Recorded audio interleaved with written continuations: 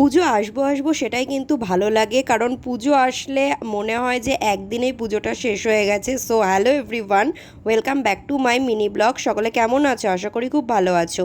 তোমাদের সাথে শেয়ার করব এবারের আমাদের বাসন্তী পুজোর একদম শেষ দিনের একটা ছোট্ট গল্প। তো দেখতেই পাচ্ছ মা একদম বাড়ি ফেরার জন্য রেডি হয়ে গেছে, আর এখানে সকলে মিলে বরণও শুরু করে দিয়েছে। আমার মাও চলে গেছে মাকে বরণ করার জন্য। তো প্রথমেই তো মায়ের বরণ হয়ে গেল, আর তারপরে দেখো এই সময়টা প্রত্যেকটা ঠাকুরের চোখ যেন দেখে মনে হয় তারা কাঁদছে। সত্যি এটা প্রত্যেকটা বছর আমরা দেখতে পাই। তো তারপরে তো সকলে মিলে সিঁদুরও খেলে নিল। এবার আমরা রেডি হয়ে যাব রাতের জন্য, কারণ আসল মজা তো আমাদের ভাসানের দিনকেই হয়।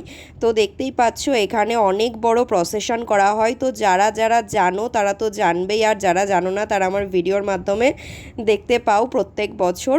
তো দেখতেই পাচ্ছ আমরা সকলে রেডি হয়ে গেছি, আর এইবার আমাদের ভাসানের ড্রেস ছিল এইটা। তো কেমন লাগছে অবশ্যই জানিও। আর এইবার আমরা একটু কম কম আবির খেলেছি, প্রত্যেকবার আমরা পুরো ভূত হয়ে যাই।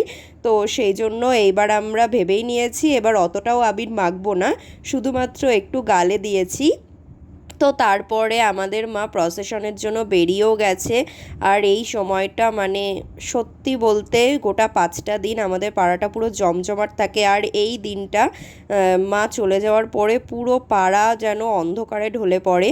তারপরে তো আমরা সকলে মিলে প্রতিমা নিরঞ্জনে বেরিয়ে পড়েছি।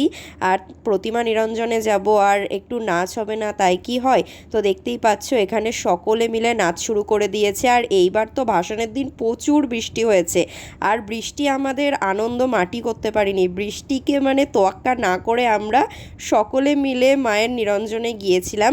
নিরঞ্জন থেকে বাড়ি এসে আমাদের তো আরও একটা অনুষ্ঠান বাকি আছে, কারণ সেই দিনে আমাদের গোটা পাড়া ধরে করানো হয় আশমুক্তির অনুষ্ঠান। আর আমরা দেখো পুরো রং খেলে এসে বসে পড়েছি আশমুক্তি করার জন্য, কারণ তখন অলরেডি বেজে গিয়েছিল 11টা মতন। বাড়ি এসে স্নান করে আবার মন্দিরে যেতে অনেকটাই লেট হয়ে যেত, তাই ভাবলাম চলো আগে খাওয়া দাওয়াটা করে নিই, তারপর একেবারে বাড়ি গিয়ে স্নান করে ঘুমিয়ে পড়বো। তো তোমাদের সাথে এবার শেয়ার করি আশমুক্তির দিন আমাদের কি কি খাওয়া দাওয়া হয়েছিল। প্রথমেই ছিল সাদা ভাত, ভেজ ডাল, আলুর চিপস, এখানে ছিল এঁচোড় চিংড়ি। আর এঁচোড়টা দেখে আমার এত কষ্ট হচ্ছিল, একদম ছোট্ট ছোট্ট এঁচোড়গুলোকে রান্না করা হয়েছিল। তারপরে ছিল চিকেন, আর শেষ পাতে ছিল মিষ্টি। ভালো লাগলে লাইক করে দিও ভিডিওটা। বাই।